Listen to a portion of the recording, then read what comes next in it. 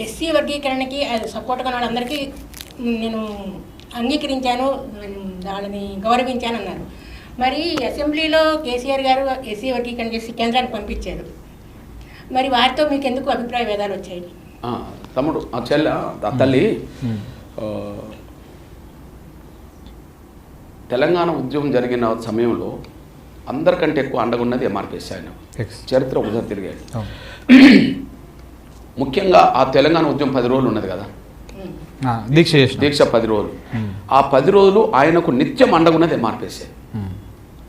అప్పుడు టీఆర్ఎస్ రాజకీయంగా బలహీనమైన శక్తిగా ఉన్నది. 2004లో గెలిచిన సీట్ల కంటే 2009లో గెలిచిన సీట్ల సంఖ్య తక్కువ. ఓకే, టీడీపీతో పొత్తు పెట్టుకున్న సమయంలో టీడీపీకి మెజార్టీ సీట్లు వచ్చినాయి తెలంగాణలో, కానీ టీఆర్ఎస్ సీట్లు తగ్గినాయి. ఓకే, ఆ సమయంలో ఈయన ఆమర దీక్షకి వెళ్ళాడు. సరే, ఆమర దీక్ష సమయంలో ఎంఆర్పిఎస్ ఆయనకు బలంగా అండగా నిలబడ్డది. దాని కారణం ఉత్తర తెలంగాణలో బలం ఉన్నది, కానీ దక్షిణ తెలంగాణలో టీఆర్ఎస్ బలంగా లేదు. రాజకీయ పార్టీలు దగ్గర లేవు. ఓకే, విద్యార్థి సంఘాలు కూడా దూరంగా ఉన్నాయి. ఏదైనా ఉంటే ఒక ఉద్యోగుల సంఘం బలంగా అండగా ఉన్నారు, కానీ వాళ్ళు రోడ్డు మీదకి వచ్చి ఉద్యమం చేసేవాళ్ళు కాదు. ఎంఆర్పిఎస్ బలంగా ఉన్నది కాబట్టి ఉద్యమంగా మేము ముందుకు వచ్చేసాం. మొదటి నుంచి ఒక చిన్న వివాదంగా మాకు ఘర్షణ ఏర్పడ్డది. నేను ఒక సమస్య మీద వచ్చిన ఘర్షణ ఇంకో సమస్యకు నేను పోల్చాను. మళ్ళా మొదటి నుంచి దళిత ముఖ్యమంత్రి అన్నాడు కాబట్టి దళిత ముఖ్యమంత్రి చేయకుండా తనే ముఖ్యమంత్రి అయినప్పుడు మాకు విభేదాలు వచ్చినాయి, కొంత మా నిరసన వ్యక్తం చేశాం. అదొక కోణం తల్లి. కానీ నా ఎజెండా వర్గీకరణే కదా తల్లి, నా ఎజెండా వర్గీకరణే కదా. సరే, ఎస్సీ వర్గీకరణ మీ ఎజెండా అన్నారు కదా. సో ఎస్సీ వర్గీకరణ విషయంలో బీజేపీకి మీరు అమ్ముడు పోయిండ్రు అనేది సీఎం రేవంత్ రెడ్డి సీఎం అయ్యాక అన్న మాటలు.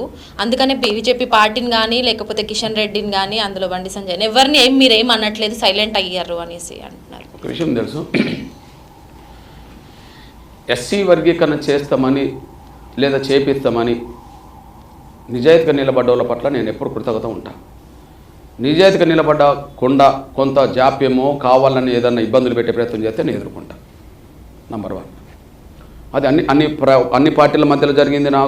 నేను అందరితో సఖ్యత ఉన్నా, కొన్ని సందర్భంలో అందరూ ఘర్షణ పడాల్సి వచ్చింది.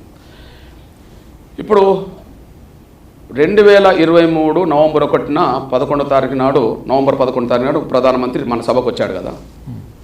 అదే పరేడ్ గ్రౌండ్లో అంతకుముందు 8 నెలల ముందు అదే పరేడ్ గ్రౌండ్లో బీజేపీ, ఆర్ఎస్ఎస్, ఏబీపీ కార్యకర్తలతో ఎంఆర్పిఎస్ కార్యకర్తలు దెబ్బలు తిన్నారు.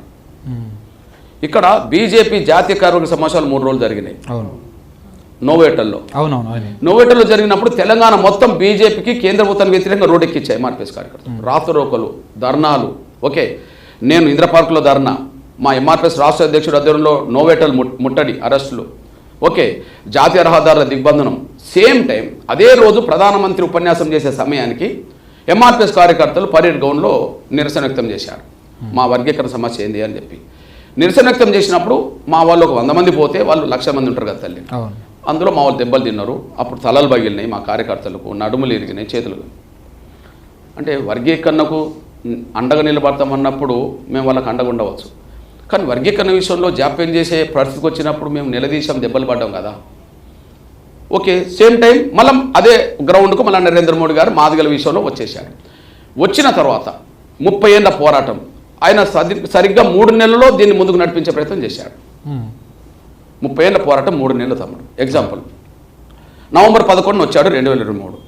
ఓకే, ఆయన అన్నదేంది, ఎస్సీ వర్గీకరణ సుప్రీంకోర్టులో పెండింగ్లు ఉన్నది, ఈ ప్రక్రియను వేగవంతం చేయడానికి కేంద్రం సపోర్ట్ చేస్తుంది, దీన్ని పరిశీలి చేయడానికి ఒక కమిటీ ఇస్తుందని చెప్పి ఆయన క్యాబినెట్ సెక్రటరీ ఆధ్వర్యంలో ఒక కమిటీ ఏర్పాటు చేసి ఆ కమిటీ న్యాయశాఖను కూర్చొనిబెట్టి, అటార్నీ జనరల్ సొల్యూషన్ కూర్చొనిబెట్టి న్యాయ ప్రక్రియ ముందుకు సాగడానికి, జాప్యం లేకుండా పరిష్కారం దొరకడానికి మీరు ముందుకు వెళ్ళాలని చెప్పి సుప్రీంకోర్టును కోరే విధంగా వీళ్ళు అప్రమత్తం చేశారు.